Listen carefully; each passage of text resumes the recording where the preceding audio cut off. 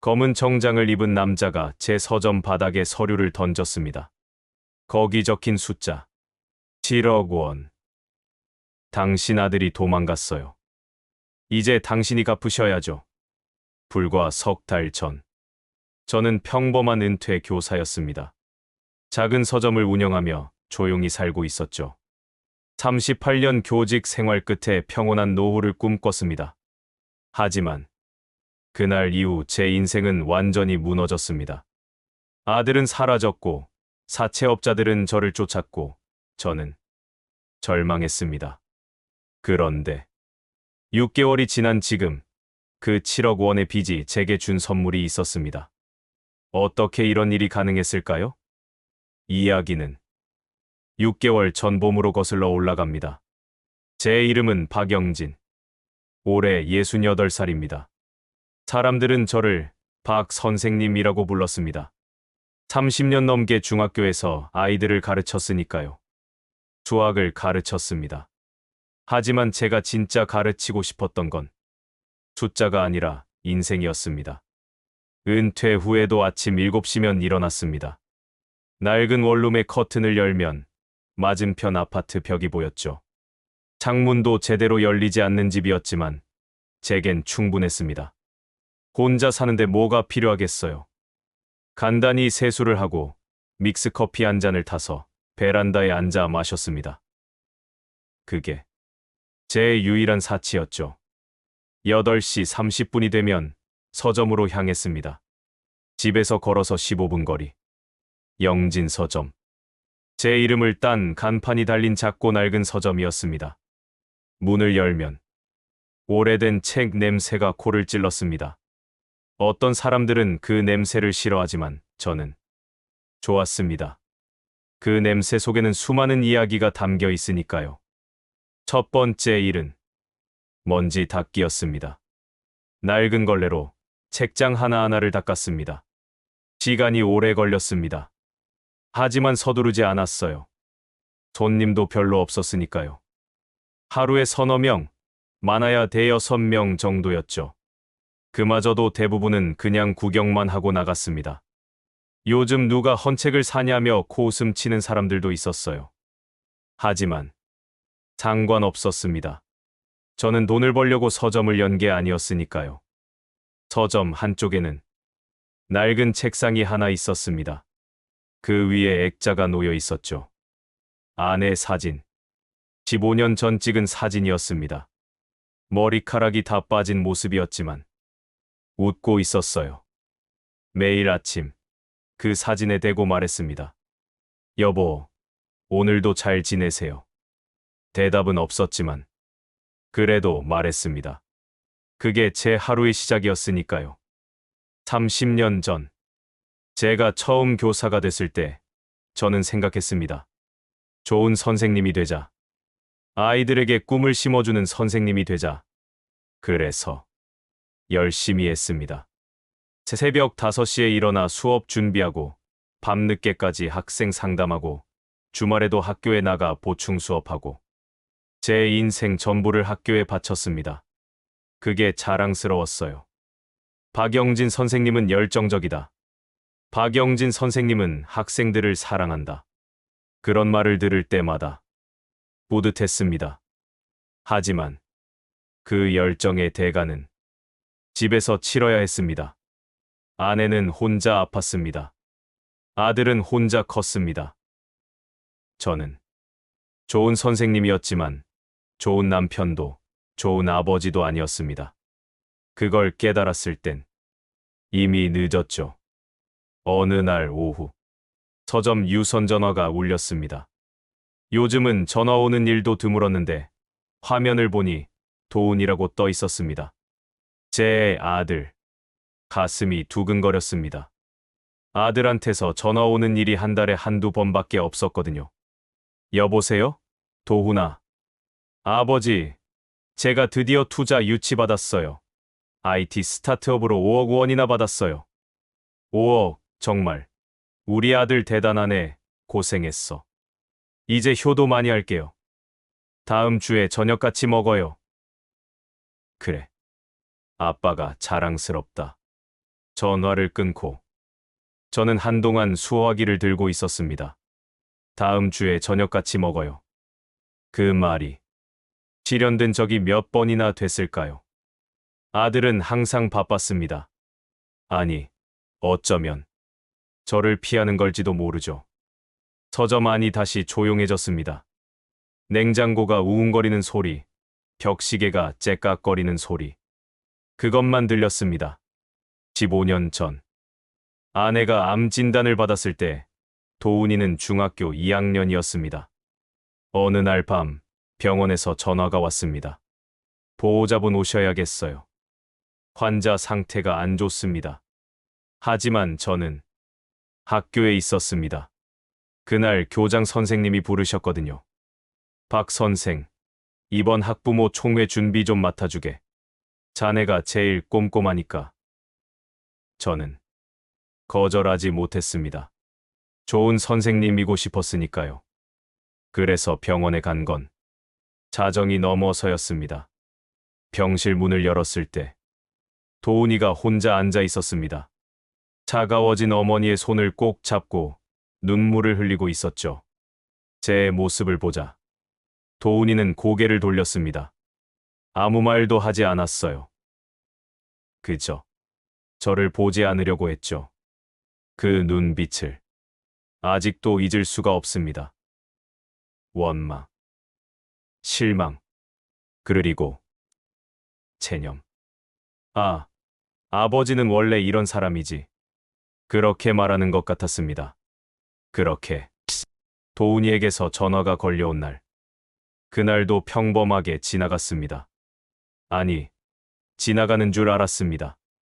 그로부터 한 달 후였습니다. 어느 날 아침 휴대폰이 울렸습니다.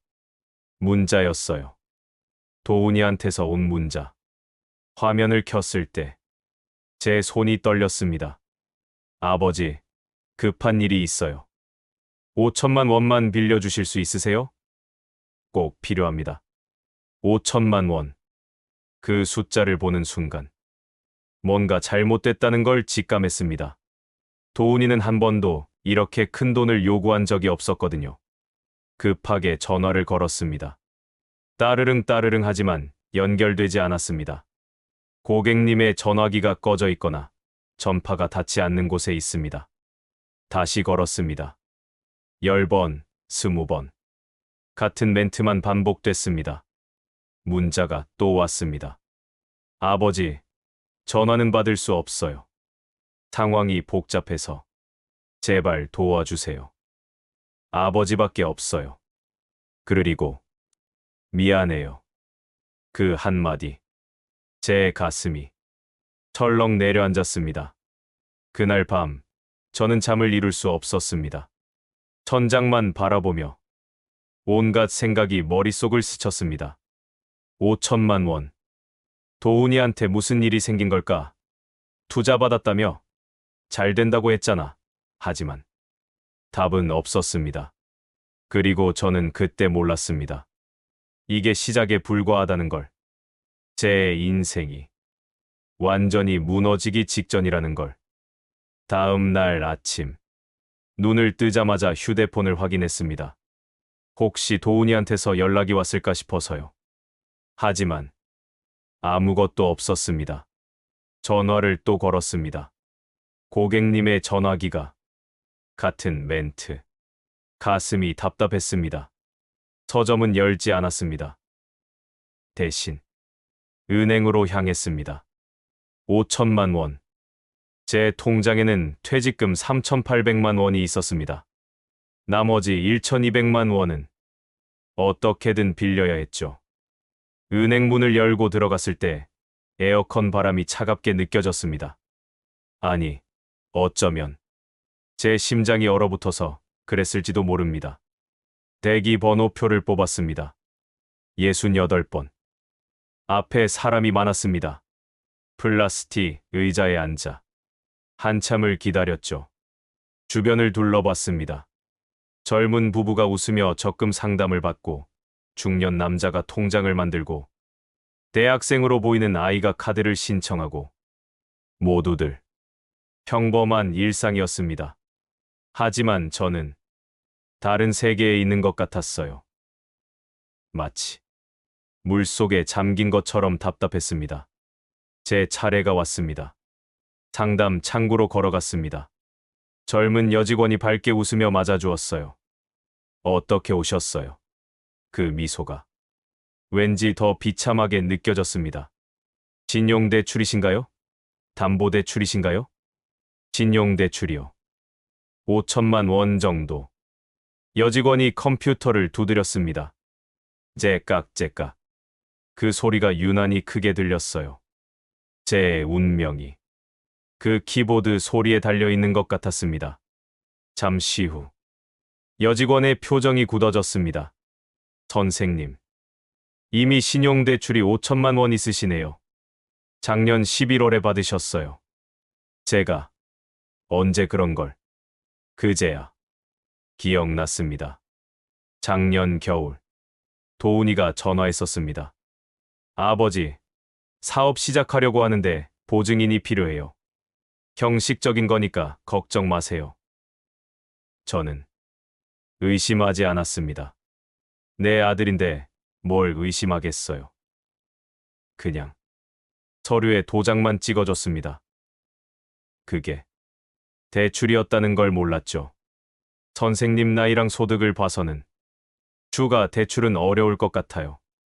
제 서점을 담보로 잡으면 안 될까요?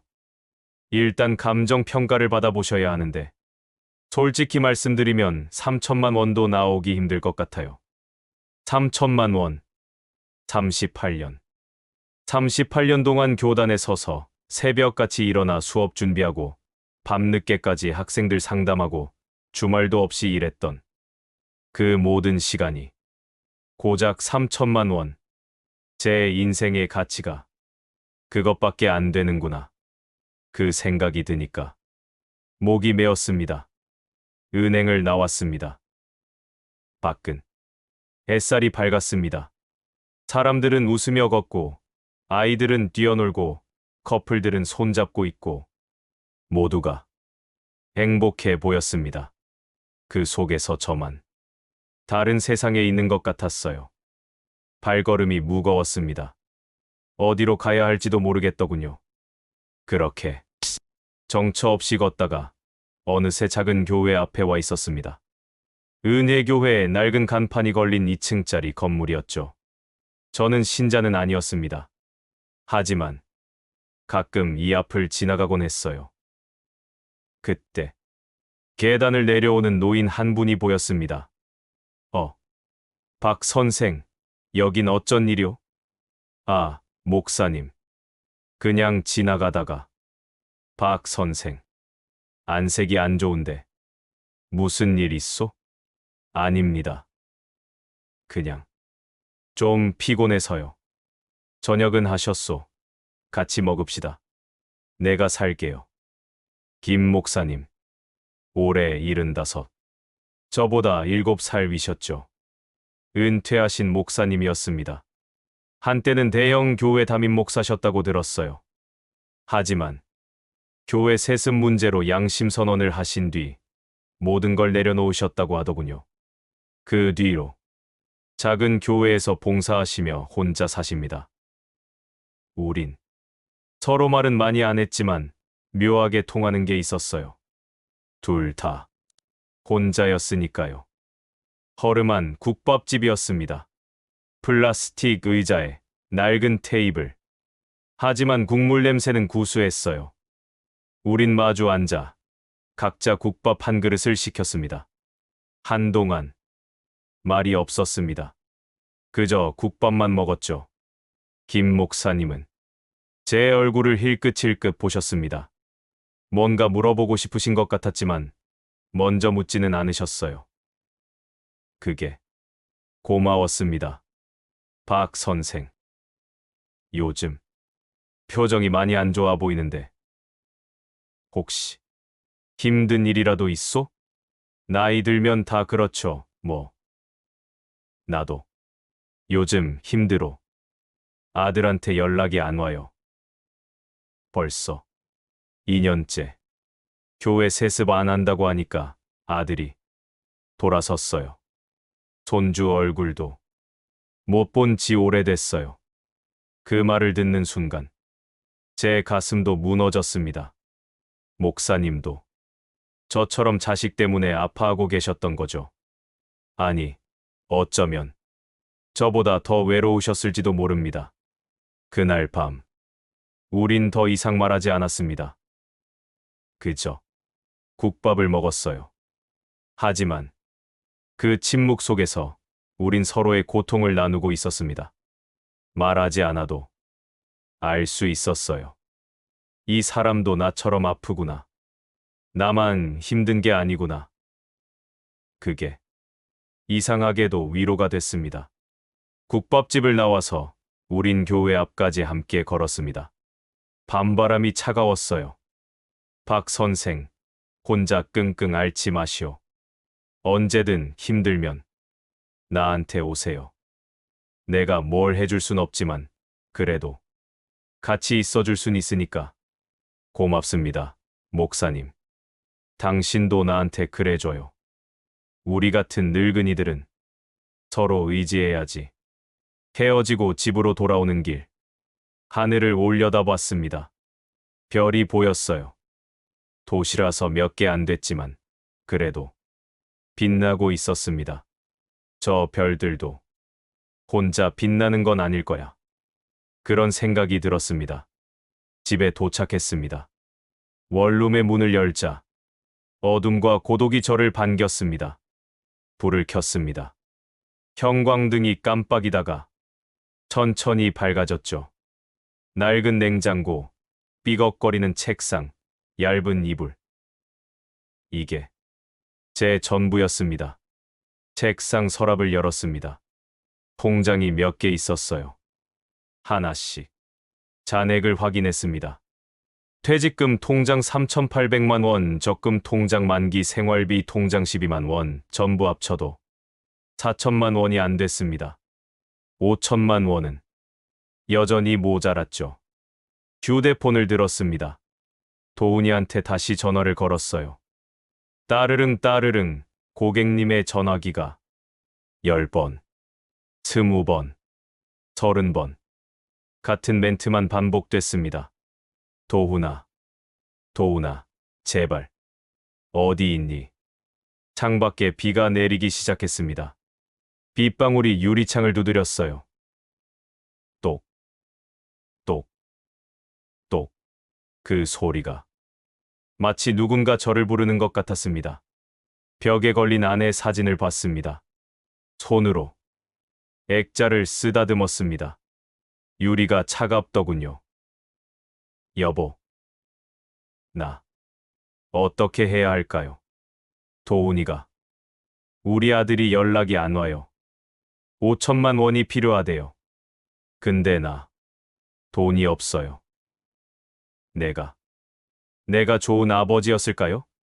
당신 아플 때도 제대로 곁에 없었고, 도훈이 외로울 때도 학교에만 있었고, 나는 뭘 한 거죠? 눈물이 멈추지 않았습니다. 68년을 살면서 이렇게 무력감을 느낀 적이 없었어요. 교단에 서 있을 땐 저는 선생님이었습니다. 학생들 앞에선 당당했고, 동료들 앞에선 자신 있었고, 학부모들 앞에선 믿음직했죠. 하지만 지금 저는 그저 무능한 아버지일 뿐이었습니다. 그날 밤 저는 무릎을 꿇었습니다. 하나님, 저 박영진입니다. 진자도 아닌 주제, 이렇게 부릅니다.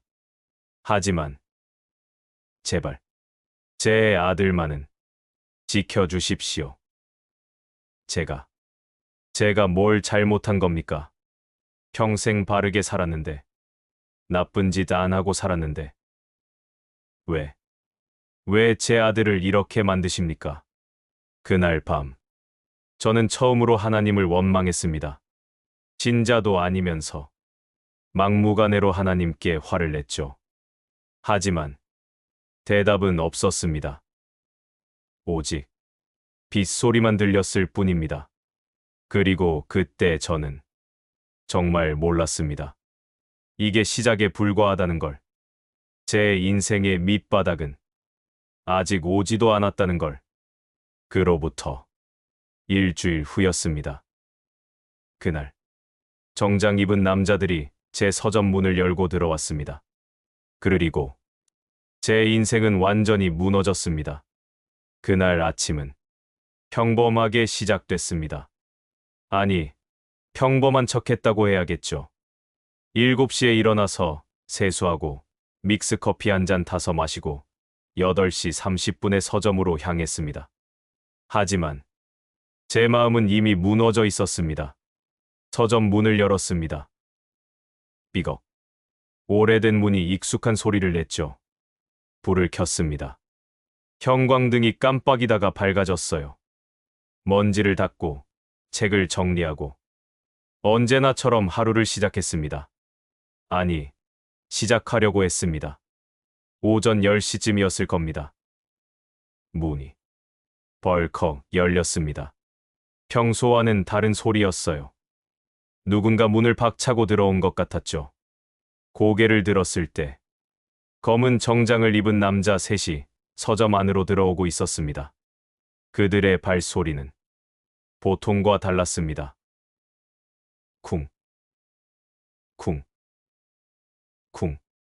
마치 심판이라도 내리는 것처럼 무겁고 위압적이었어요. 선두에 선 남자는 40대 중반쯤 되어 보였습니다. 각진 얼굴, 차가운 눈빛, 그리고 그 입가에 걸린 냉소. 박영진 씨 맞으십니까? 누구? 진데요? 자기소개는 나중에 하죠. 일단 이거나 보십시오. 서류들이 바닥에 흩어졌습니다. 저는 떨리는 손으로 그 서류를 집어들었습니다. 저 페이지에 적힌 글자들. 차용증, 금전 소비대차 계약서, 연대보증 계약서, 그리고 숫자. 원금 5억 원, 이자 2억 원, 총액 7억 원, 채무자 박도훈, 연대보증인 박영지. 숫자가 그릿하게 보였습니다. 7억. 그 숫자를 몇 번이나 다시 읽었는지 모르겠어요. 하지만 숫자는 변하지 않았습니다. 7억 원. 제 평생 만져본 적도 없는 돈. 제 평생 상상해 본 적도 없는 빚. 당신 아들, 박도훈. 우리한테 5억 원 빌려갔습니다. 작년 11월에. 아들놈이 도망갔으니 이제 당신이 갚으셔야죠. 하지만 저는 몰랐습니다. 이런 큰 돈을. 여기 도장 찍힌 거 보이죠? 박영진. 당신 도장 맞습니까? 서류를 넘겼습니다. 거기에는 제 도장이 찍혀 있었습니다. 선명하게. 그제야 기억났습니다. 작년 겨울 도훈이가 왔었습니다. 아버지, 사업 시작하려고 서류가 필요해요. 형식적인 거니까 그냥 도장만 찍어주세요. 저는 의심하지 않았습니다. 서류도 제대로 안 읽고 그냥 도장을 찍어줬죠. 내 아들인데 뭘 의심하겠어요. 하지만 2주 드릴게요. 2주 안에 1억이라도 가져오세요. 아니면 이 서점부터 압류합니다. 그리고 당신 집도, 당신 통장도, 당신이 가진 모든 것, 법적으로 다 압류할 수 있어요. 제발, 제 아들이 어디 있는지라도 알려주십시오. 아들, 그 녀석 지금 어디 숨었는지 우리도 찾고 있어요. 찾으면 뭐 좋은 일은 없겠죠. 2주. 그들이 나간 뒤 서점은 다시 조용해졌습니다. 하지만 그 침묵은 전과는 완전히 달랐어요. 무거웠습니다. 질식할 것 같았죠. 저는 그대로 바닥에 주저앉았습니다. 흩어진 서류들이 제 주변에 널려 있었어요. 7억 원, 연대보증인, 압류, 2주, 그 단어들이 눈앞에서 빙글빙글 돌았습니다. 얼마나 그렇게 있었을까요? 1시간, 2시간, 시간 감각이 없었습니다. 해가 기울고 있었어요. 창문으로 들어오는 햇살이 점점 붉어지고 있었습니다. 하지만 저는 움직일 수가 없었죠. 온몸에 힘이 없었습니다. 그때 주머니에서 휴대폰이 울렸습니다. 떨리는 손으로 꺼냈어요. 문자였습니다. 도훈이한테서. 아버지, 정말 죄송합니다. 제가 다 망쳤어요. 사업이 실패했어요.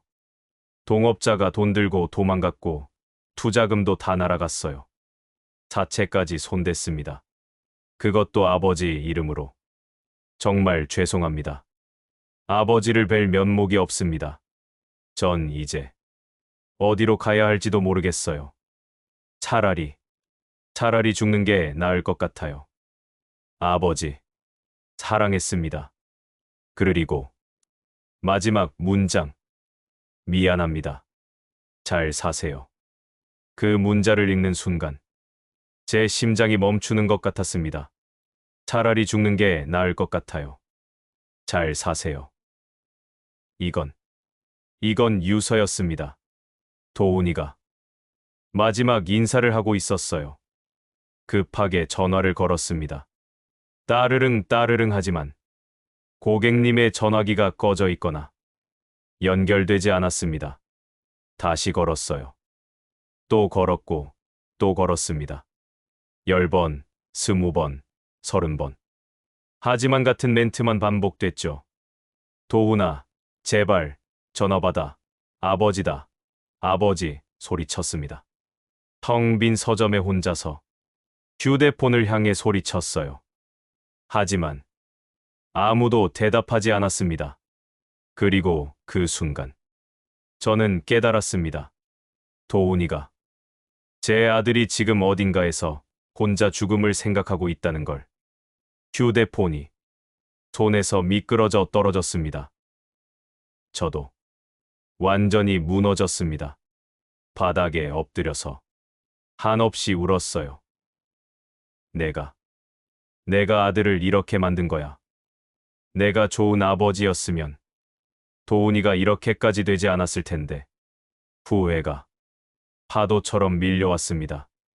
그렇게 밤이 깊어졌습니다. 서점 불도 끄지 않은 채 저는 바닥에 누워 있었어요. 천장을 바라봤습니다. 형광등이 깜빡이고 있었죠. 나는 이제 어떻게 해야 하지? 도훈이는 어디 있지? 아들을 어떻게 찾지? 7억은 어떻게 갚지? 머릿속이 복잡했습니다. 하지만 답은 없었어요. 그때 누군가 서점 문을 두드렸습니다. 밤 10시가 넘은 시각이었어요. 이 시간에 누가? 문을 열자 김 목사님이 계셨습니다. 박 선생, 거기 계시오? 아니, 이게 무슨. 왜 이렇게 바닥에 누워 계시오? 목사님. 이제 끝났어요.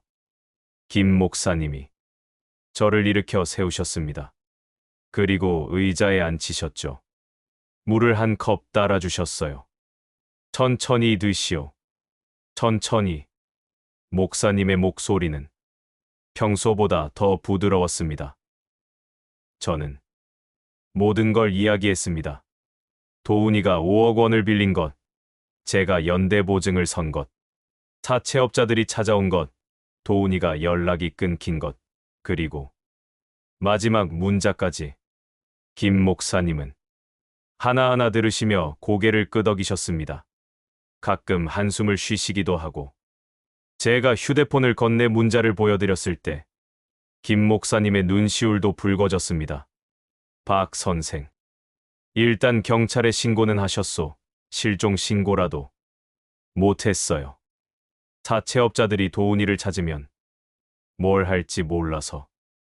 일단 실종 신고는 해야 합니다. 그리고 내가 아는 변호사가 있어요. 교회 성도인데 법률 상담 좀 받아보시오. 변호사요? 좋은 분이에요. 이런 사체 문제 많이 다뤄보셨다고 하더군요. 그날 밤, 김 목사님은 새벽까지 제 곁에 있어 주셨습니다.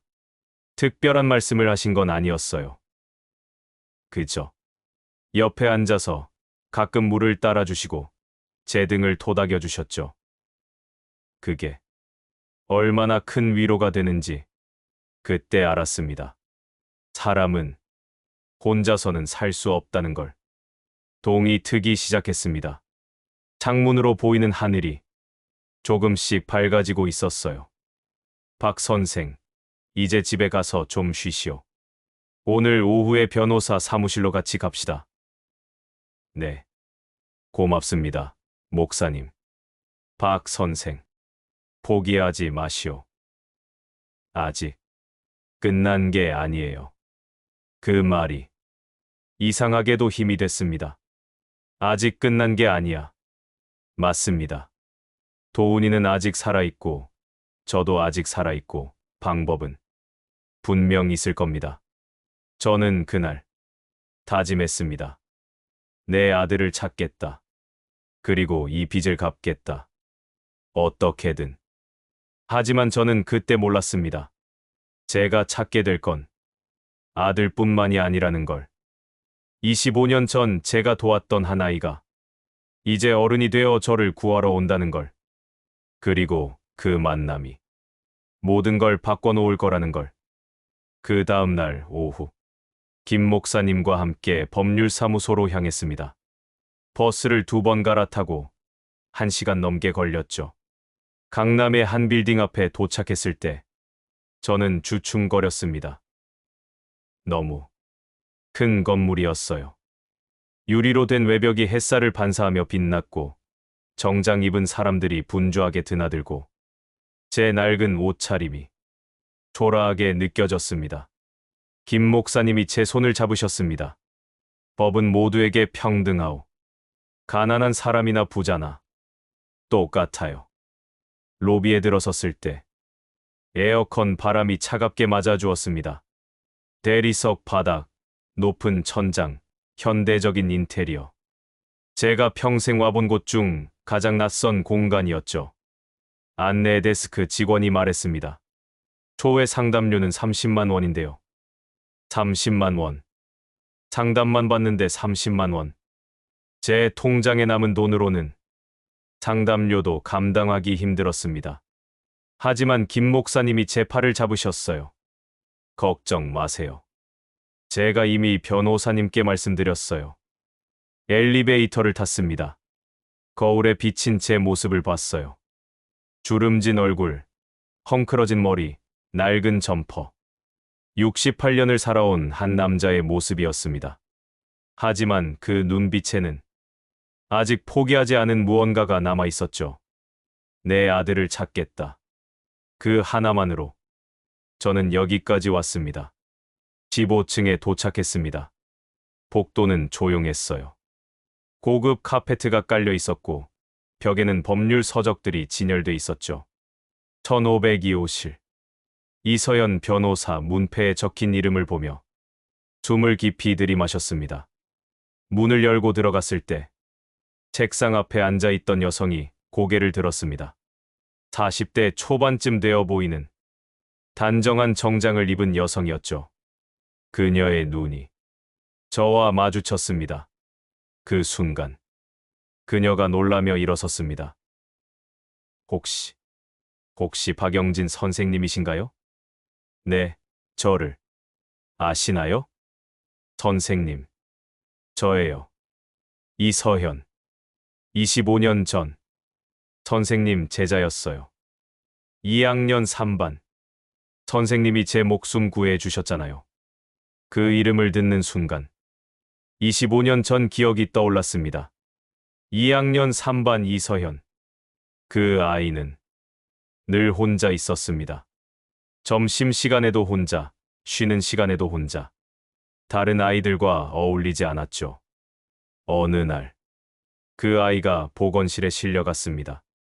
팔목에서 피가 흐르고 있었어요. 자해. 15살 아이가 스스로를 해친 겁니다. 저는 그날 밤 서현이를 상담실로 불렀습니다. 붕대가 감긴 팔목을 보며 가슴이 아팠어요. 선생님, 저 죽고 싶어요. 그 아이가 그렇게 말했습니다. 눈물도 없이, 감정도 없이, 그저 담담하게. 그게 더 무서웠습니다. 서현아, 왜 그랬니? 집에 무슨 일이 있니? 한참을 물었습니다. 그리고 아이가 입을 열었죠. 아빠가 매일 때려요. 엄마는 집 나갔어요. 아빠는 술만 마시고 저한테 화풀이해요. 차라리 죽는 게 나을 것 같아요. 그 말을 듣고 저는 그 아이의 손을 꼭 잡았습니다. 안 돼. 절대 안 돼. 선생님이 널 지켜줄게. 그날 밤, 저는 아동보호기관에 직접 신고했습니다. 경찰이 왔고 서연이는 임시보호소로 갔죠. 그 뒤로 저는 그 아이를 계속 챙겼습니다. 학원비를 제 월급에서 떼서 지원하고 주말마다 보호소에 찾아가 공부를 가르쳐주고 대학 입시까지 도와줬죠. 그 아이가 로스쿨에 합격했다는 소식을 들었을 때 제 일생에서 가장 뿌듯한 순간이었습니다. 하지만 그 뒤로 연락이 끊겼어요. 그 아이도 바빴을 테고 저도 학교 일에 바빴으니까요. 그렇게 25년이 흘렀습니다. 서현이, 정말 서현이구나. 얼마나 컸니? 선생님, 선생님 아니었으면 저 지금 여기 없었을 거예요. 선생님이 제 인생을 바꿔주셨어요. 너는 소중한 사람이야. 너는 꼭 행복해질 거야. 그 말씀, 아직도 기억해요. 그 순간, 제 눈에서도 눈물이 흘러내렸습니다. 38년간 교직 생활을 하며 수많은 학생들을 가르쳤지만 그 중 단 한 명이라도 이렇게 기억해준다면 그것만으로도 제 인생은 의미가 있는 거겠죠. 김 목사님도 옆에서 눈물을 닦으며 말씀하셨습니다. 참, 아름다운 만남이군요. 이서연 변호사는 정신을 차리며 저를 의자에 앉혔습니다. 선생님, 앉으세요. 김 목사님께 대충 들었어요. 아드님 문제라고. 일단 자세히 말씀해 주세요. 저는 모든 걸 이야기했습니다. 도훈이가 5억 원을 빌린 것, 제가 연대보증을 선 것, 사채업자들이 찾아온 것, 도훈이가 연락이 끊긴 것, 그리고 마지막 문자까지. 이서연 변호사는 하나하나 메모하며 들었습니다. 가끔 고개를 끄덕이고, 가끔 눈살을 찌푸리고, 진지한 표정이었죠. 선생님, 계약서 가져오셨어요? 제가 서류를 꺼내 건넸습니다. 이서연 변호사는 한참 동안 서류를 봤습니다. 1분, 2분, 5분. 시간이 영원처럼 느껴졌어요. 그녀의 표정이 점점 어두워졌습니다. 선생님, 이거 심각해요. 일단 이자율이 법정 제한을 초과했어요. 연 이자가 40%. 이건 명백히 불법이에요. 그럼 안 갚아도 되는 겁니까? 법적으로는 그렇지만 선생님, 솔직히 말씀드릴게요. 이 사람들, 한서구 조직, 제가 알아요. 이전에 비슷한 사건을 맡은 적이 있어요. 이 사람들은 법으로만 해결할 수 있는 상대가 아니에요. 소송 걸면 보복할 수도 있어요. 그럼 어떻게 해야? 일단 경찰에 신고는 하셔야 해요. 아드님 실종 신고부터 넣고. 그 순간 제 휴대폰이 울렸습니다. 모르는 번호였어요. 하지만 뭔가 불길한 예감이 들었습니다. 손이 떨렸어요. 떨리는 손으로 전화를 받았습니다. 박영진 씨. 변호사 만났다면서요. 불법 계약이라고 따질 생각이신가 보죠? 좋아요. 법대로 아시죠? 그 대신 당신 아들 지금 우리 손에 있어요. 드문의 시간 안에 1억 가져오세요. 아니면, 아시죠? 전화기가 제 손에서 미끄러져 떨어질 뻔했습니다. 도훈이, 제 아들이 저 사람들 손에 있다고 머리가 하얘졌습니다. 아무 생각도 나지 않았어요. 이서연 변호사가 급하게 물었습니다. 선생님, 무슨 일이에요? 저는 떨리는 목소리로 대답했습니다. 도훈이를, 저 사람들이, 드문의 시간, 1억, 아니면, 목소리가 완전히 갈라졌습니다. 김 목사님이 놀라며 말씀하셨습니다. 이럴 수가. 이서연 변호사가 단호하게 말했습니다.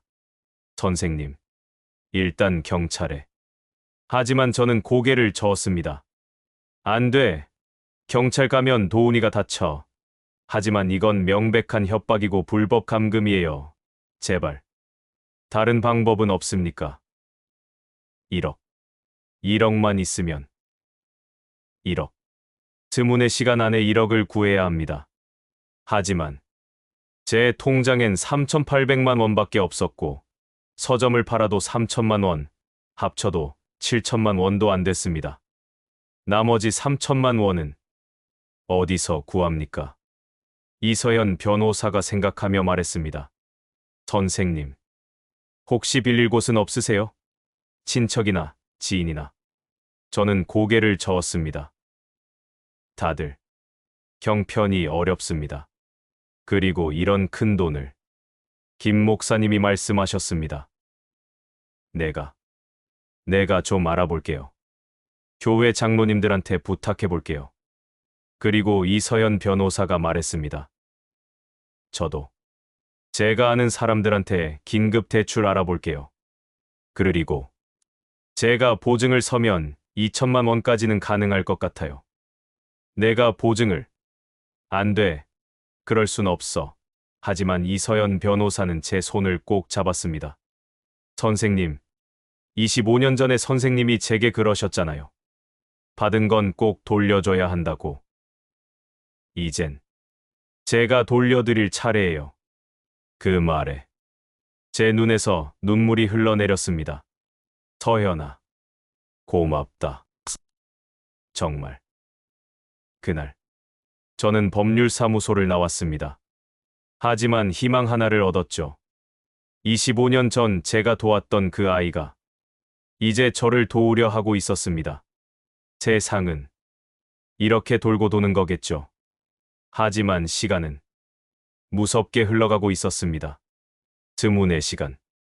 그 안에 1억을 구하지 못하면 제 아들은 상상하고 싶지 않았습니다. 그날 밤부터 제 인생에서 가장 길고 긴 스문의 시간이 시작됐습니다. 시계를 봤습니다. 오후 3시. 내일 오후 3시까지 1억을 구해야 합니다. 드문의 시간. 1440분. 86,400초. 매 초가 제 심장을 조였습니다. 집으로 뛰어갔습니다. 68세 노인이 뛰는 모습이 우스꽝스러웠겠죠. 하지만 상관없었어요. 제 아들의 목숨이 달려 있었으니까요. 숨이 찼습니다. 가슴이 아팠어요. 하지만 멈출 수 없었습니다. 집에 도착하자마자 모든 서랍을 열었습니다. 통장, 도장, 등기부등본, 서점 계약서. 가지고 있는 서류를 전부 꺼냈어요. 그리고 하나하나 확인했습니다. 퇴직금 통장 3,800만 원, 적금 만기 500만 원. 생활비 통장 12만 원, 서점 담보 예상액 3천만 원 합계 7,312만 원, 부족액 2,688만 원. 2,600만 원. 여전히 부족했습니다. 어디서 구합니까? 2,600만 원을. 그때 휴대폰이 울렸습니다. 이서연 변호사였습니다. 선생님, 저예요. 제가 은행 쪽 알아봤는데요. 선생님 신용등급으로는 추가 대출이 어려워요. 하지만 제가 보증을 서면 2천만 원까지는 가능할 것 같아요. 내가 보증을 안 돼. 그럴 순 없어. 선생님, 괜찮아요. 저 돈 좀 있어요. 최악의 경우 제가 갚을 수 있어요. 25년 전에 선생님은 제 인생을 구해주셨어요. 이제 제가 선생님 아드님을 구할 차례예요. 그리고 김 목사님한테서도 연락 왔어요. 교회 장로님들이 모아서 500만 원 준비하셨대요. 이럴 수가. 서현아, 고맙다. 정말. 합치면 9,800만 원 정도 돼요. 거의 다 왔어요. 선생님. 나머지 200만 원은 제 적금 깨서 준비할게요. 안 돼. 내 돈까지 쓸 순 없어. 선생님. 지금은 따질 때가 아니에요. 일단 아드님부터 구해야죠. 내일 오전 10시까지 준비할게요. 선생님은 서점 등기부등본이랑 통장 전부 들고 법률사무소로 오세요. 전화를 끊고 저는 한참을 멍하니 앉아 있었습니다. 고맙고 미안하고 부끄럽고 온갖 감정이 뒤섞였어요. 25년 전 제가 도왔던 한 아이, 평생 만나지도 못했던 교회 장로님들, 그리고 늘 외로웠던 김 목사님. 이 사람들이 저를 위해 움직이고 있었습니다. 1억. 거의 다 모았습니다. 하지만 아직 끝이 아니었습니다. 그날 밤 잠을 이룰 수 없었습니다. 눈을 감으면 도훈이 얼굴이 떠올랐어요. 어릴 적 도훈이 아빠, 아빠 하며 제 손을 잡고 웃던 모습. 초등학교 입학식 날 큰 책가방 메고 서 있던 모습. 중학교 때 혼자 울고 있던 모습. 그 모든 기억들이 파노라마처럼 지나갔습니다. 시계를 봤습니다. 새벽 2시. 13시간 남았습니다. 내일 오후 3시까지. 저는 일어나서 벽에 걸린 아내 사진 앞에 섰습니다. 손으로 액자를 쓰다듬었습니다. 여보, 우리 아들 살릴 수 있을까요? 내가 할 수 있을까요? 당신이 살아 있었으면, 당신이었으면 뭐라고 했을까요? 대답은 없었습니다. 15년 전 그날 이후로 아내는 단 한 번도 대답하지 않았죠. 하지만 이상하게도 그날 밤 아내의 목소리가 들리는 것 같았습니다. 당신, 괜찮아요. 당신은 최선을 다했어요. 이제 도훈이를 믿어봐요. 환청이었겠죠. 하지만 그 환청이 저를 버티게 했습니다. 동이 텄습니다. 창밖으로 햇살이 들어왔어요. 새벽잠 없는 노인의 습관 때문인지 아니면 긴장 때문인지 한숨도 못 잤지만 피곤하지 않았습니다. 아니, 피곤함을 느낄 여유가 없었죠. 시계를 봤습니다. 오전 6시. 9시간 남았습니다. 물을 한 잔 마시고 세수를 했습니다. 거울에 비친 제 얼굴은 완전히 늙어 있었어요. 하룻밤 사이에 10년은 더 늙은 것 같았습니다. 하지만 그 눈빛만은 살아 있었죠. 아직 끝나지 않았다. 저는 그렇게 스스로에게 말했습니다. 이서연 변호사한테서 문자가 왔습니다. 선생님, 준비 다 됐어요. 10시에 법률사무소로 오세요. 현금 1억 원 인출해서 대기하고 있을게요. 그리고 선생님, 우리 할 수 있어요. 아드님 꼭 구해냅시다. 10시. 법률사무소 앞에 도착했습니다. 김 목사님도 이미 와 계셨어요. 그리고 낯선 어르신 2분도 계셨습니다. 교회 장로님들이었죠. 한 분이 따뜻하게 말씀하셨습니다. 박영진 선생님이시죠? 김 목사님한테 들었습니다. 힘내세요. 우리도 자식 키워본 사람들입니다. 남의 일 같지 않아요. 부디 잘 되기를 빕니다. 김 목사님이 제 어깨를 두드리며 말씀하셨습니다. 박 선생, 하나님이 함께 하실 겁니다. 그때 엘리베이터 문이 열리고 이서연 변호사가 나왔습니다. 서류 가방을 든 채, 선생님, 준비 다 됐어요. 서류 가방 안에 돈다발이 가득 들어 있었습니다. 1억 원. 제 평생 처음 보는 돈이었어요. 하지만 그 돈이 기쁘지 않았습니다. 그 돈으로 제 아들을 구해야 했으니까요. 떨리는 손으로 서류 가방을 받아들었습니다. 무거웠어요. 1억 원의 무게가 아니라 제 아들의 목숨이 담긴 무게였습니다. 이서연 변호사가 제 손을 꼭 잡았습니다. 선생님, 휴대폰 계속 켜두세요. 제가 위치 추적할게요. 무슨 일 생기면 바로 경찰 부를게요. 김 목사님이 기도하듯 말씀하셨습니다. 하나님, 박 선생님과 도훈이를 지켜주소서. 택시를 탔습니다. 인천 송도 폐공장 단지로 가주세요. 기사님이 이상한 눈빛으로 저를 봤지만 묻지는 않았어요. 차가 출발했습니다. 창밖 풍경이 스쳐 지나갔죠. 서울을 벗어나 인천으로. 도시가 점점 멀어지고 주변이 황량해졌습니다. 폐공장 단지에 도착했습니다. 녹슨 철문, 깨진 유리창, 잡초가 무성한 공터. 버려진 곳이었습니다. 택시에서 내렸습니다. 기사님이 걱정스럽게 물었습니다.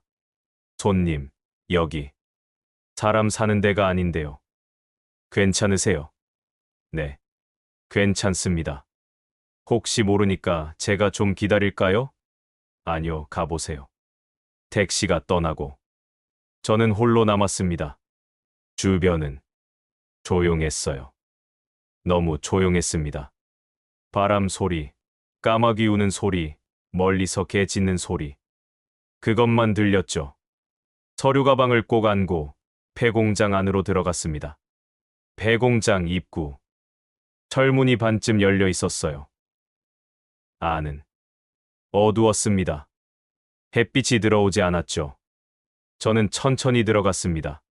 한 걸음, 두 걸음. 심장이 터질 것 같았어요. 안쪽에서 인기척이 들렸습니다. 누군가 있었어요. 그리고 갑자기 불이 켜졌습니다. 눈이 부셨어요.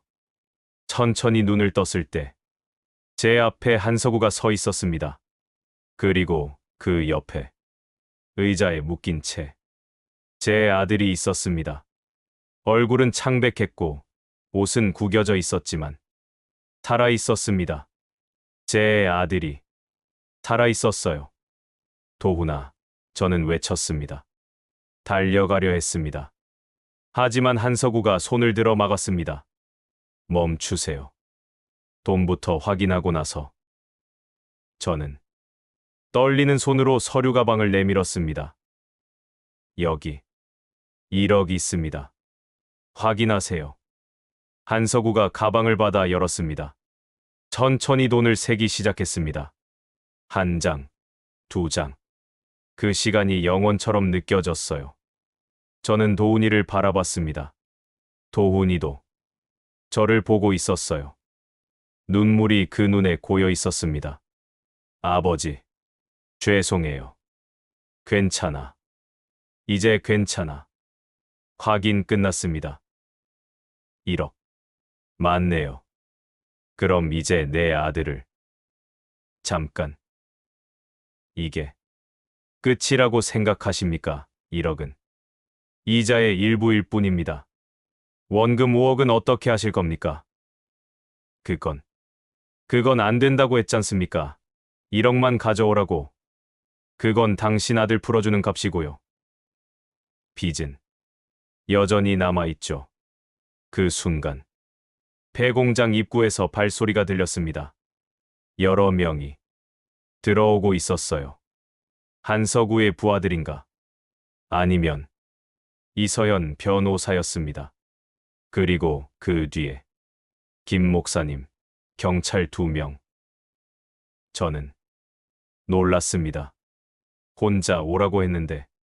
하지만 한석우는 전혀 당황하지 않았어요. 냉소를 지으며 말했습니다. 경찰까지 부르셨네요? 하지만 소용없어요. 계약서는 합법이고 저는 정당한 채권 추심을 하는 겁니다. 이서연 변호사가 서류를 꺼내며 말했습니다. 합법이라고요? 이게 합법입니까? 이자율 연 40%. 이건 명백한 이자 제한법 위반입니다. 그리고 박도훈 씨를 협박해서 감금한 것. 이건 특수감금죄입니다. 감금, 증거가 있습니까? 이서연 변호사가 휴대폰을 보여주며 말했습니다. 여기 있어요. 박영진 선생님 휴대폰으로 이 모든 대화를 녹음했습니다. 당신이 협박한 것 다 들어있어요. 경찰이 말했습니다. 한석우 씨, 일단 경찰서에 가시죠. 조사 받으셔야겠습니다. 한석우가 뒷걸음쳤습니다. 잠깐만요. 그의 눈빛이 흔들렸습니다. 그때 저는 한석우의 얼굴을 자세히 봤습니다. 차가웠던 그 얼굴이 흔들리고 있었어요. 분노도 아니고 당황도 아니고 그건 슬픔이었습니다. 깊은 슬픔. 저는 조용히 말했습니다. 한석우 씨. 그가 고개를 돌렸습니다. 뭡니까? 당신도 힘드셨죠? 한석우가 냉소하려다 멈췄습니다. 무슨 소리를? 이서연 변호사한테 들었습니다. 당신도 20년 전 빚 때문에 가족을 잃었다고. 한석우의 몸이 굳어졌습니다. 그게 당신이랑 무슨 상관입니까? 상관 있습니다. 당신과 저는 같은 사람이에요. 우리 둘 다 빚 때문에 고통받는 사람들입니다. 다만 당신은 채권자가 됐고 저는 채무자가 됐을 뿐이죠. 침묵이 흘렀습니다. 제가 이어서 말했습니다. 한석우 씨, 당신 여동생. 아직 찾고 계십니까? 한석우의 눈이 커졌습니다. 어떻게? 이서연 변호사가. 찾았습니다.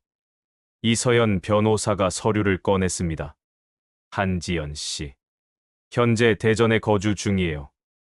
20년 전 입양됐고 지금은 결혼해서 아이 둘 키우고 계세요. 여기 주소랑 연락처 있어요. 서류를 건넸습니다. 한석우의 손이 떨리기 시작했습니다. 그 차가웠던 손이 수많은 사람들을 괴롭혔던 그 손이 지금은 한없이 연약해 보였습니다. 떨리는 손으로 서류를 받았습니다. 이게 진짜입니까? 네, 제가 직접 확인했어요. 한석우가 서류를 보며 중얼거렸습니다. 한지연, 지연이. 목소리가 갈라졌습니다. 그는 서류를 보며 한참을 서 있었습니다.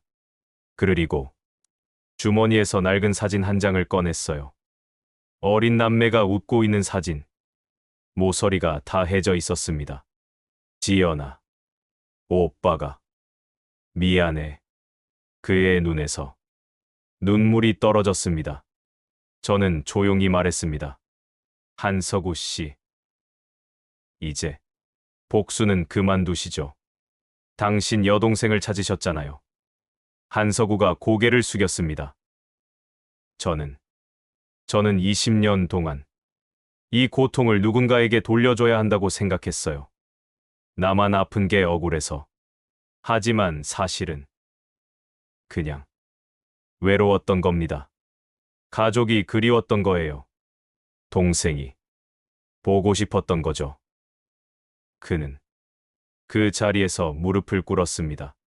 그토록 강했던 사람이, 그토록 차가웠던 사람이 이제는 그저 가족을 잃은 한 남자일 뿐이었습니다.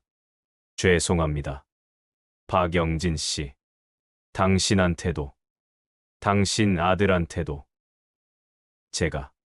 제가 잘못했습니다. 저는 다가가 그의 어깨를 잡았습니다. 일어나세요. 일어나서 당신 여동생한테 가세요. 20년. 충분히 기다리셨잖아요. 한석우가 눈물을 흘리며 물었습니다. 하지만 제가 저지른 일들이 사람은 누구나 실수합니다. 중요한 건 이제 어떻게 하느냐죠. 이서연 변호사가 말했습니다. 한석우 씨, 당신이 한 일은 법적으로 문제가 있어요. 하지만 피해자인 박영진 선생님과 박도훈 씨가 처벌을 원하지 않는다면 선처를 요청할 수 있어요. 저는 고개를 끄덕였습니다. 저는 처벌 원하지 않습니다. 다만 빚을 탕감해 주십시오. 그리고 다시는 이런 일 하지 마세요. 침묵이 흘렀습니다. 한서구가 고개를 숙이며 말했습니다. 알겠습니다. 계약서 파기하겠습니다. 그리고 정말 감사합니다. 경찰이 도훈이의 묶인 줄을 풀어주었습니다. 도훈이가 비틀거리며 일어났습니다. 저는 달려가 아들을 끌어안았습니다. 도훈아, 도훈아. 아버지. 도훈이가 제 품에서 울었습니다. 35년을 살아오며 아버지 품에서 이렇게 운 적이 있었을까요? 저도 아들을 안고 울었습니다. 한서구는 그런 저희를 보며 조용히 고개를 숙였습니다. 그리고 폐공장을 나갔습니다. 여동생을 만나러 가기 위해 20년간의 복수를 내려놓고 20년간 찾던 가족에게로 우리도 폐공장을 나왔습니다. 밖은 햇살이 밝았습니다. 도훈이는 제 옆에서 계속 고개를 숙이고 있었습니다. 저는 아들의 어깨를 감쌌습니다. 괜찮아. 이제 괜찮아. 아버지. 정말. 하지만 저는 고개를 저었습니다. 지금은 아무 말도 하지 마. 일단 집에 가자. 이서연 변호사가 차를 준비해 주었습니다.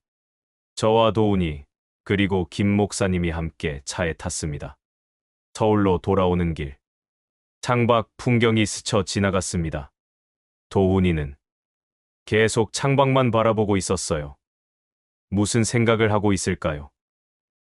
저도 말을 걸지 못했습니다. 무슨 말부터 해야 할지 몰랐으니까요. 집에 도착했습니다. 도훈이가 그대로 주저앉아 버렸습니다.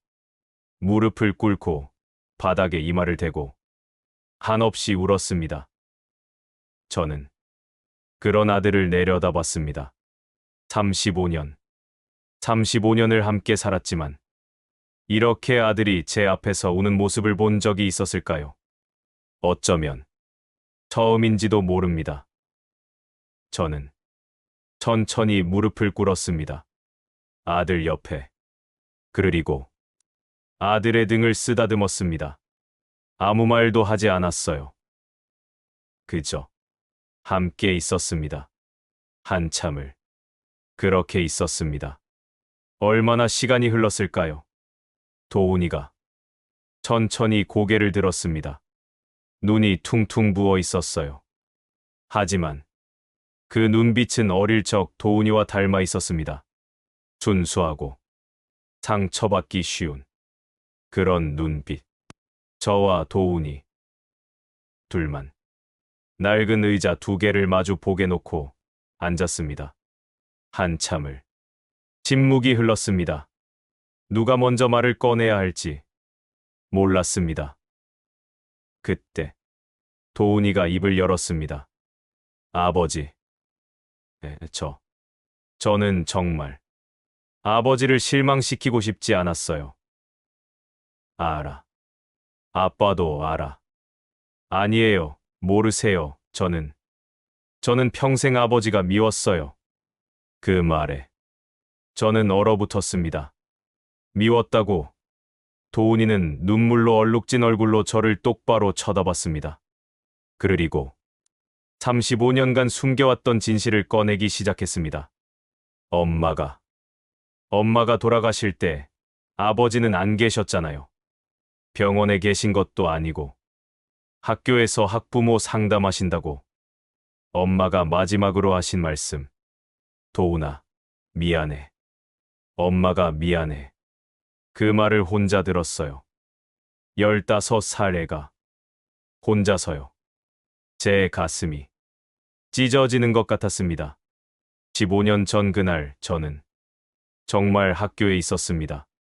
좋은 선생님이 되려고, 책임감 있는 교사가 되려고, 정작 제 아들 옆에는 없었죠. 그 뒤로 저는 생각했어요. 나는 절대 아버지처럼 살지 않겠다고. 아버지 없이도 성공해 보이겠다고. 그래서 무리하게 사업을 벌였어요. 투자도 무모하게 받았죠. 박영진 선생의 아들이 아니라 박도훈으로 인정받고 싶었어요. 그제야 모든 게 이해됐습니다. 도훈이가 왜 그렇게 저와 거리를 뒀는지, 왜 성공에 집착했는지, 왜 실패했을 때 저에게 말하지 못했는지. 모두 제 탓이었습니다. 하지만 다 망했어요. 동업자한테 배신당하고 빚만 남았어요. 그래도 아버지한테는 말할 수 없었어요. 보아라, 내가 한 일이 뭐냐고 아버지가 실망하실까봐. 그래서 사채까지 손댔어요. 아버지 이름으로, 제 힘으로 갚을 수 있을 줄 알았어요. 하지만 이자가 눈덩이처럼 불어나고 저는 도망칠 수밖에 없었어요. 도훈아, 아빠가 미안하다. 저는 도훈이 앞에 무릎을 꿇었습니다. 68년 인생에서 가장 낮은 자세였습니다. 하지만 가장 진실된 순간이기도 했죠. 도훈아, 아빠가 잘못했어. 아빠는 좋은 선생님이 되려고만 했지, 좋은 아버지가 되려고는 안 했어. 내 엄마가 아플 때도, 내가 외로울 때도, 아빠는 늘 다른 곳에 있었지. 아빠는 박 선생님이 되고 싶었어. 모두에게 인정받는, 다른 아이들의 멘토가 되는, 그게 자랑스럽다고 생각했지. 하지만 정작 내 아들은 혼자 울고 있었구나. 혼자 엄마를 보내고 혼자 상처받고 있었구나. 목소리가 완전히 갈라졌습니다. 35년간 아버지로서 한 번도 제대로 사과하지 못했습니다. 아니, 사과해야 할 일이 있다는 것조차 모르고 살았죠. 하지만 이제 알았습니다. 제가 얼마나 많은 것을 놓쳤는지. 미안하다. 정말 미안하다. 이제라도 아빠가 내 옆에 있어도 될까? 늦었지만 이제부터라도 진짜 아버지가 되고 싶어. 그 순간 도훈이가 저를 안았습니다. 35년 만에 진짜 아버지와 아들로 만난 것 같았습니다. 우리는 그렇게 서점 한가운데서 한참을 울었습니다. 지나가는 사람들이 쳐다봤지만 상관없었습니다. 15년간 쌓인 오해와 상처가 눈물과 함께 흘러내렸습니다. 얼마나 그렇게 있었을까요? 1시간, 2시간, 시간이 멈춘 것 같았어요. 그렇게 저희는 화해했습니다. 진짜 화해. 며칠 뒤 뜻밖의 소식이 들려왔습니다. 한석우 씨한테서 연락이 온 겁니다. 전화를 받았을 때 그의 목소리는 완전히 달라져 있었습니다. 차갑지 않았어요. 오히려 따뜻했습니다. 박영진 씨. 저 한석우입니다. 여동생 만나고 왔습니다. 20년 만에 지연이를 만났어요. 얼마나 울었는지 말로 표현할 수가 없습니다. 박영진 씨, 정말 감사합니다. 당신이 제게 가족을 돌려주셨어요. 전화 너머로 그가 흐느끼는 소리가 들렸습니다. 이어서 그가 말했습니다. 그리고 계약서 전부 파기했습니다. 박영진 씨와 아드님, 더 이상 빚이 없습니다. 7억. 전액 탕감입니다. 이게 제가 할 수 있는 최소한의 사죄입니다. 한석우 씨, 고맙습니다. 아닙니다. 제가 더 감사합니다.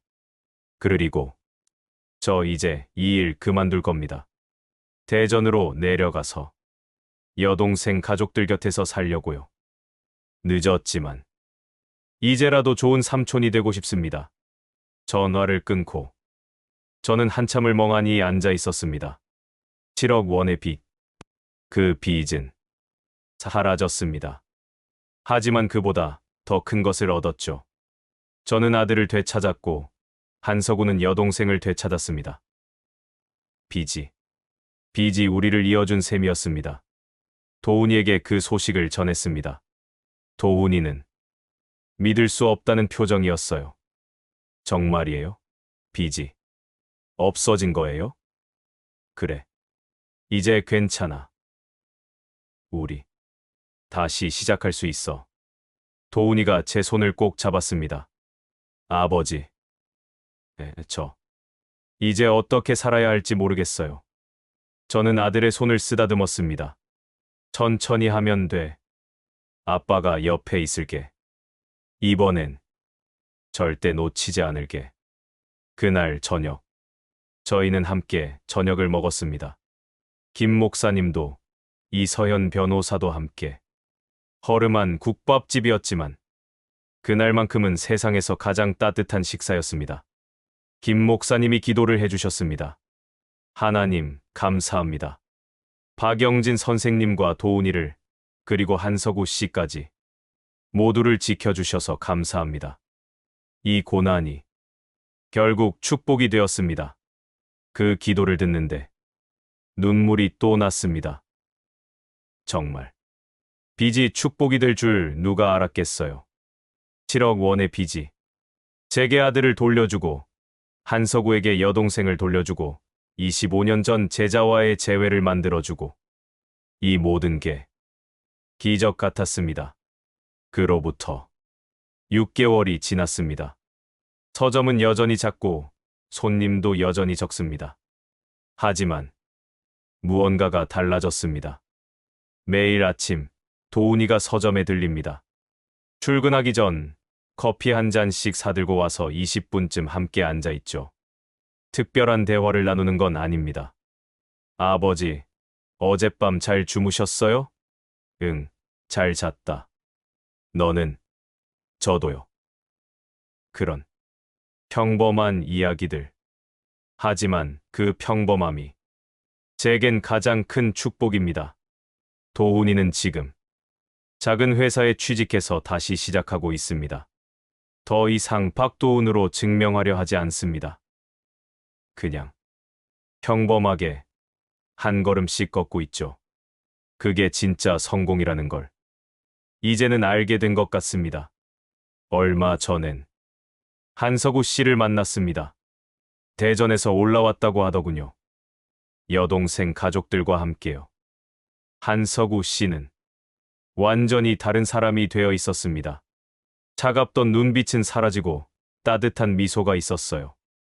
박영진 씨, 고맙습니다. 당신이 저한테 가족을 돌려줬어요. 20년 만에 동생을 찾았습니다. 동생 아이들이 외삼촌이라고 부르더라고요. 전 이제 그만 내려놓으려고 해요. 복수도, 분노도. 이젠 그냥 가족이랑 살고 싶어요. 저는 그의 손을 꼭 잡았습니다. 잘 하셨습니다. 이제 행복하세요. 한서구 씨는 고개를 숙이며 인사했습니다. 그리고 돌아서 나갔습니다. 가족들이 기다리고 있는 곳으로. 그날 저녁 김 목사님이 서점에 들르셨습니다. 요즘은 일주일에 한 번씩 같이 저녁을 먹습니다. 도훈이도 함께요. 허름한 국밥집에서 세 사람이 마주 앉아 국밥을 먹습니다. 그 시간이 일주일 중 가장 행복한 시간입니다. 김 목사님이 말씀하셨습니다. 박 선생, 요즘 얼굴이 좋아 보이는데. 저는 웃으며 대답했습니다. 그런가요? 도훈이가 장난스럽게 말했습니다. 아버지, 요즘 정말 젊어 보이세요. 김 목사님이 웃으시며 말씀하셨습니다. 자식이랑 화해하면 다들 그래요. 나도 요즘 아들한테서 연락이 왔어요. 저는 놀라서 물었습니다. 정말입니까? 응. 손주 얼굴 보러 오라더군. 박 선생 보고 나도 용기가 났어요. 그 말을 듣고 저도 기뻤습니다. 제 고통이 다른 사람에게도 용기를 줄 수 있다니. 식사를 마치고 우리는 함께 기도했습니다. 목사님이 먼저 기도하시고 도훈이가 감사 기도를 했죠. 그리고 제 차례가 왔을 때 저는 이렇게 기도했습니다.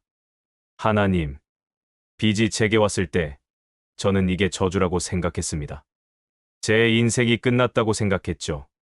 하지만 그 빚이 제 아들을 돌려주었습니다. 15년간 잃어버렸던 아들을 다시 제 곁으로 데려왔습니다. 한석우 씨에게도 가족을 돌려주었고 김 목사님도 용기를 얻으셨습니다. 25년 전 제자와도 다시 만나게 해주셨습니다. 그러니 감사합니다. 정말 감사합니다. 기도를 마치고 우리는 함께 식탁을 정리했습니다. 도훈이가 설거지를 하고 김 목사님이 차를 준비하고 저는 그 모습을 지켜봤습니다. 이런 평범한 순간이 얼마나 소중한지 7억 원의 빚을 지고서야 비로소 깨달았습니다.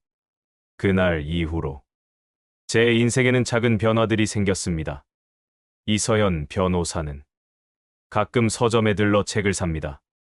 선생님, 추천 도서 있으세요? 라고 물으며 25년 전 그 중학생처럼 순수하게 웃어요. 한석우 씨는 가끔 카톡으로 조카들 사진을 보내오죠. 행복한 표정으로 아이들과 함께 찍은 사진들.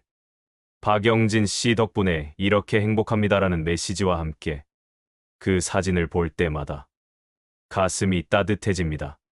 김 목사님은 아들 손주들과 주말을 보내십니다.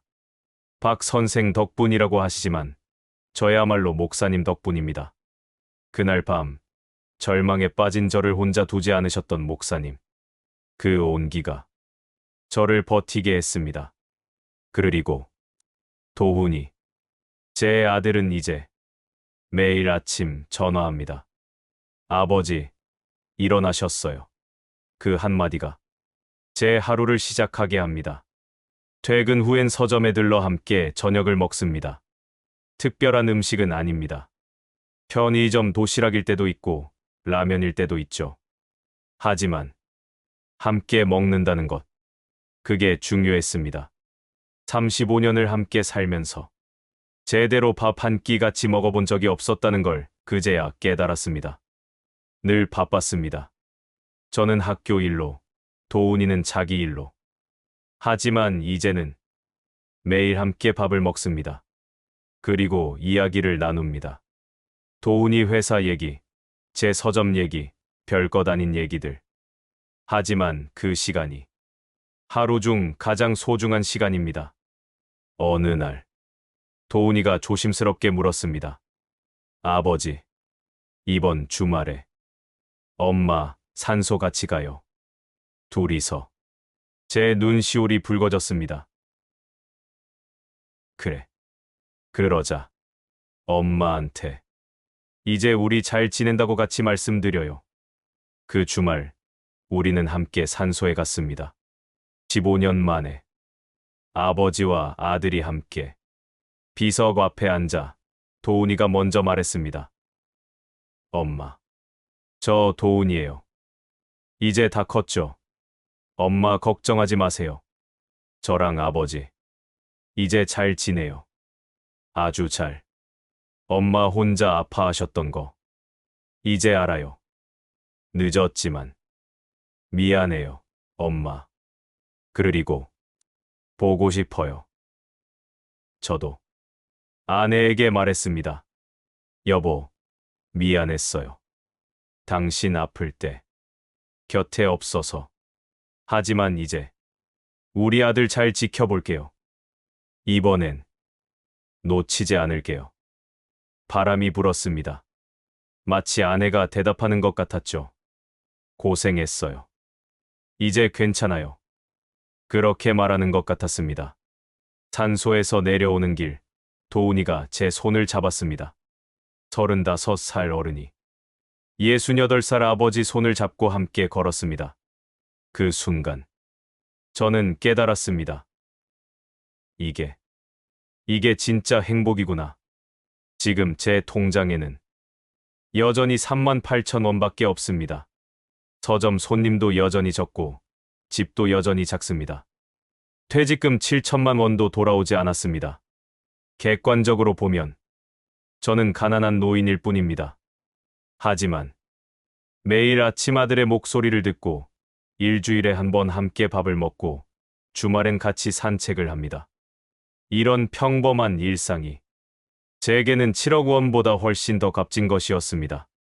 오늘 아침도 도훈이가 전화했습니다. 아버지, 일어나셨어요? 응, 일어났어. 오늘 저녁에 뵐게요. 제가 삼겹살 사갈게요. 그래. 아빠가 기다릴게. 전화를 끊고 저는 서점 문을 열었습니다. 오래된 책 냄새가 코를 찔렀습니다. 여전히 좋은 냄새였습니다. 먼지를 닦았습니다. 책을 정리했습니다. 손님이 올지 안 올지 모르지만 상관없었습니다. 오늘 저녁 제 아들이 올 겁니다. 삼겹살을 들고 함께 저녁을 먹을 겁니다. 그리고 이야기를 나눌 거예요. 별것 아닌 이야기들을. 하지만 그게 제 인생에서 가장 소중한 시간입니다. 창문으로 햇살이 들어왔습니다. 따뜻한 봄 햇살이었습니다. 그 햇살이 아내 사진을 비췄습니다. 사진 속 아내가 웃고 있는 것 같았습니다. 저도 웃었습니다. 7억 원의 빚. 그 빚은 제게서 퇴직금도 평온함도 가져갔습니다. 하지만 그 대신 훨씬 더 큰 것을 돌려주었습니다. 제 아들을, 진짜 대화를, 그리고 용서와 화해를, 사랑하는 법을. 혹시 지금 힘든 시간을 보내고 계신 분이 있다면 이 말을 전하고 싶습니다. 당신의 고통이 언젠가는 선물이 될 수 있습니다. 빚이 제게 그랬던 것처럼 포기하지 마세요. 아직 끝이 아니니까요. 시계를 봤습니다. 오후 5시. 도훈이가 올 시간까지 2시간 남았습니다. 저는 부엌으로 갔습니다. 냉장고를 열었습니다. 상추가 있었습니다. 마늘도 있고 쌈장도 있었죠. 도훈이가 좋아하는 것들이었습니다. 하나하나 정성스럽게 준비했습니다. 상추를 씻고 마늘을 까고 그릇을 꺼내고 68년을 살며 이렇게 행복한 적이 있었을까요? 아들을 위해 저녁을 준비하는 이 순간이 제 인생에서 가장 행복한 순간입니다. 오늘도 도훈이가 서점 문을 열고 들어올 겁니다. 아버지, 저 왔어요. 저는 대답할 겁니다. 왔니? 오늘도 고생했어. 그리고 우리는 함께 식사를 할 겁니다. 이 평범한 순간이 제 인생 최고의 순간입니다. 여러분, 이 이야기를 들어주셔서 감사합니다. 당신의 오늘 하루도 평범하지만 소중하기를 바랍니다. 그리고 혹시 지금 힘든 분이 계시다면 꼭 기억하세요. 당신은 혼자가 아닙니다. 68년을 살며 이제야 배웠습니다. 진짜 부자는 통장에 돈이 많은 사람이 아니라 함께 밥 먹을 사람이 있는 사람이라는 것을. 저는 지금 세상에서 가장 부자입니다. 왜냐하면 오늘 저녁 제 아들이 저를 찾아올 테니까요. 이것이 7억 원의 빚이 제게 준 선물입니다. 감사합니다. 긴 이야기 끝까지 들어주셔서 정말 감사합니다. BGM 따뜻한 기타 선율 서서히 페이드아웃. 그리고 한 가지 더 말씀드릴 게 있습니다. 지난주 도훈이가 여자 친구를 데려왔습니다. 30살쯤 되어 보이는 차분하고 예쁜 아가씨였어요. 도훈이가 제 손을 잡고 말했습니다. 아버지, 이 사람이랑 결혼하고 싶어요. 제 눈에서 눈물이 났습니다. 기쁜 눈물이었습니다. 그래. 좋은 사람 만났구나. 아빠가 축복해 줄게. 그 아가씨가 제게 인사했습니다. 아버지, 도훈 오빠한테 많이 들었어요. 정말 좋으신 분이시라고. 좋은 아버지. 저는 과연 좋은 아버지였을까요? 아닙니다. 전혀 아니었습니다. 하지만 이제는 좋은 아버지가 되려고 노력하고 있습니다.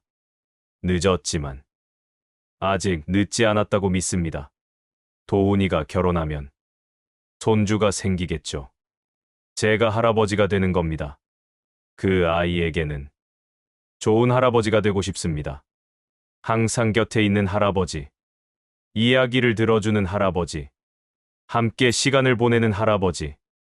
아내에게도 말했습니다. 산소에 가서. 여보, 우리 손주 생긴대요. 당신도 기쁘죠? 당신이 보고 싶어 했던 손주. 이제 곧 만날 수 있을 거예요. 제가 당신 목까지 사랑해 줄게요. 오늘도 서점에 앉아 있습니다. 낡은 책들 사이에서 손님은 별로 없습니다. 하지만 행복합니다. 왜냐하면 조금 있으면 도훈이가 올 테니까요. 아버지, 저 왔어요. 라고 말하며 그리고 저는 대답할 겁니다. 왔니? 아빠가 기다렸어. 이 대화가 세상에서 가장 아름다운 대화입니다. 35년을 기다린 대화입니다. 여러분께 마지막으로 한 가지만 더 말씀드리고 싶습니다. 가족이 있으신가요? 부모님이, 자식이, 형제가 있으신가요? 그렇다면 오늘 전화해 보세요. 잘 지내. 그 한마디면 됩니다. 그 한마디가 누군가의 하루를 바꿀 수 있습니다. 누군가의 인생을 바꿀 수 있습니다. 저처럼 68년을 살고서야 깨닫지 마세요. 지금 바로 전화하세요. 늦기 전에. 삶은 참 묘합니다. 7억 원의 빚이 저주가 아니라 축복이 될 수 있다니. 절망이 희망이 될 수 있다니. 이별이 재회가 될 수 있다니. 모든 것이 하나님의 계획이었던 것 같습니다. 아니, 어쩌면 제가 그렇게 믿고 싶은 걸지도 모릅니다. 하지만 중요한 건 저는 지금 행복하다는 겁니다. 38,000원밖에 없지만 행복합니다. 낡은 서점밖에 없지만 행복합니다. 왜냐하면 사랑하는 사람들이 제 곁에 있으니까요. 도훈이가, 김 목사님이, 이서현 변호사가, 교회 장로님들이, 그리고 하늘에서 저를 지켜보고 계실 아내가 모두 제 곁에 있으니까요. 이제 정말 이야기를 마칠 시간입니다. 시계를 보니 도훈이가 올 시간이 다 됐습니다. 저는 문 앞에 서서 기다려야겠습니다. 아들이 오는 걸 기다리는 것. 이게 아버지의 가장 큰 즐거움이더군요. 여러분, 긴 이야기 끝까지 들어주셔서 진심으로 감사드립니다. 부디 오늘 하루도 행복하시길. 그리고 사랑하는 사람들에게 꼭 말해주세요. 사랑한다고, 고맙다고, 미안하다고. 그 말 한마디가 기적을 만들 수 있습니다. 7억 원의 빚이 저에게 기적을 만들어준 것처럼 감사합니다. 정말 감사합니다. 아, 저기 도훈이가 옵니다. 손에 뭔가 들고. 삼겹살이네요. 저는 이만 아들을 맞으러 가보겠습니다. 안녕히 계세요. 그리고 행복하세요.